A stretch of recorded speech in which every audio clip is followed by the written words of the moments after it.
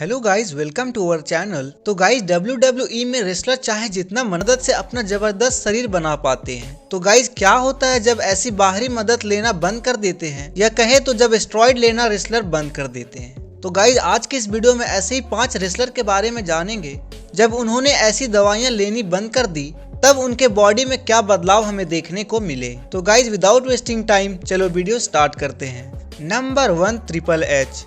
Guys triple H हमेशा से ही अपने शरीर को अट्रैक्टिव बनाए रखा है। इसमें कोई शक की बात नहीं है कि ऐसे शरीर के लिए उन्होंने जिम में बहुत ही ज्यादा हार्ड प्रैक्टिसेस की है। 2002 में एक कॉर्ड इंजरी के लौटने के बाद वो पहले से और ज्यादा अट्रैक्टिव लग रहे थे और ऐसा लग रहा था कि जैसे उनका मसल कभी मसल हो। ऐसा कहा जाता है कि अपनी चोट को जल्दी ठीक करने के लिए ट्रिपल एच ने स्टेरॉइड्स का यूज किया था और उन्होंने इस मौके का पूरा फायदा उठाया, लेकिन समय के साथ उनका शरीर ढलता गया और यहाँ तक कि कुछ मौके पर उनकी थोड़ी सी तोंद भी देखने को मिली थी। ऐसी अफवाह है कि जब स्टेफनी मैकमैन और उनके एक परिवार की शुरुआत करी तब ट्रिपल एच ने स्टेरॉइड लेना बंद कर दिया था। बीते सालों में हमें ट्रिपल एच के शरीर में काफी बदलाव देखने को मिले हैं, पर गाइज अभी भी उनका शरीर काफी अट्रैक्टिव है। पर गाइज फिर भी ऐसे बहुत से फैंस और रेसलर हैं जिन्होंने ट्रिपल एच के सुपर हीरो जैसे शरीर पर कई सवाल उठाए हैं। गाइज अब बात करते हैं number 2, Chris Masters. Chris Master एक बहुत ही अट्रैक्टिव फिजिक वाले रेसलर थे जिन्हें एक मास्टरपीस बनाकर कंपनी की तरफ से बहुत ही ज्यादा पुश किया गया था। क्रिस मास्टर लेक्स लूगर के एक नया अंदाज बनकर आए थे जो WWF में कम ही दिन रह पाए थे। मास्टर्स अपने फिनिशिंग मूव मास्टर लॉक से अपने अपोनेंट को सबमिशन करने पे मजबूर कर देते थे। इस मूव से उन्होंने बहुत सारे मैचेस भी जीते थे। 2006 में मास्टर्स ने रेहैब में जाने के लिए कुछ वक्त का ब्रेक लिया था और जब वो वापस आए तो वो अपना काफी वजन और मांस घटा चुके थे। हालांकि WWE के अनाउंसर ने क्रिस मास्टर्स के इस नए रूप को काफी अट्रैक्टिव दिखाने की खूब कोशिश करी, लेकिन गाइस ट्रिपल एच इतने दयालु नहीं थे। कुछ समय बाद मास्टर्स अपना वेट और मसल बढ़ाने में सफल रहे और इससे लगता था कि उन्होंने किसी बाहरी चीज की मदद ली है। गाइस अब बात करते हैं number 3, the ultimate warrior.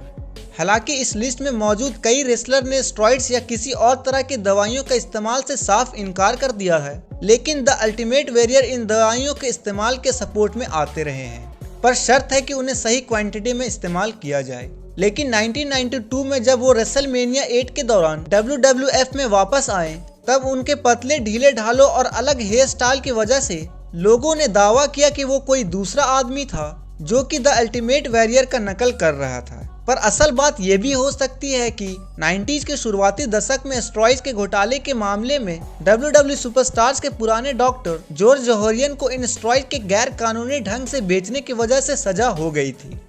The ultimate warrior अपने पूरे जीवन में इन स्टेरॉइड का समर्थन करते रहे। गाइज अब बात करते हैं नंबर 4, अहमद जॉनसन।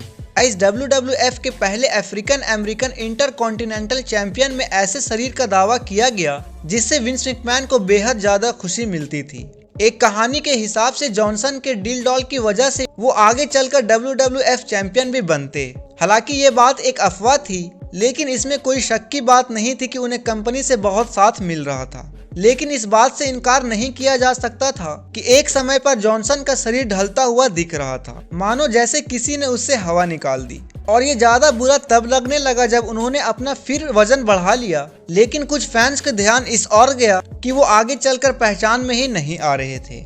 गाइज अब बात करते नंबर 5, हल्क होगन। गाइज कुछ फैंस के लिए हमेशा से ही हल्क होगन पर यकीन करना काफी ज्यादा मुश्किल रहा है कि जब वो कहते थे कि उनको अपना जबरदस्त शरीर विटामिन, ट्रेनिंग और प्रेयर की फैल रही थी, लेकिन ऐसा तभी तक था जब हल्क होगन खुद एक शो के इन आरोपों में बात करने नहीं आए थे, जिसमें उन्होंने ये दावा किया था कि उन्होंने अपने पूरे कैरियर में केवल एक बार ही स्टेरॉइड्स का इस्तेमाल किया है। अब ये ऐसा समय था जब WWF अपने रेसलर्स के स्टेरॉइड्स के इस्तेमाल के कारण पहले से ही जांच के दायरे में थी।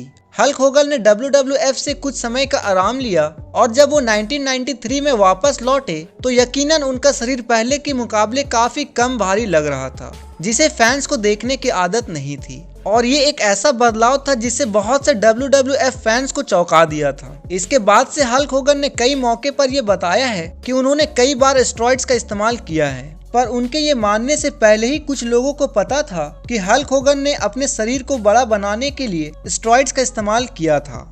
तो गाइज ये थे WWE के 5 ऐसे रेसलर्स जिन्होंने अपने कैरियर के दौरान स्टेरॉइड्स और दवाइयों का इस्तेमाल किया और उनके शरीर में काफी ज्यादा बदलाव देखने को मिला। तो गाइज ऐसे ही वीडियोस पाने के लिए हमारे इस चैनल को लाइक, शेयर एंड सब्सक्राइब करके बेल आइकन जरूर प्रेस करें।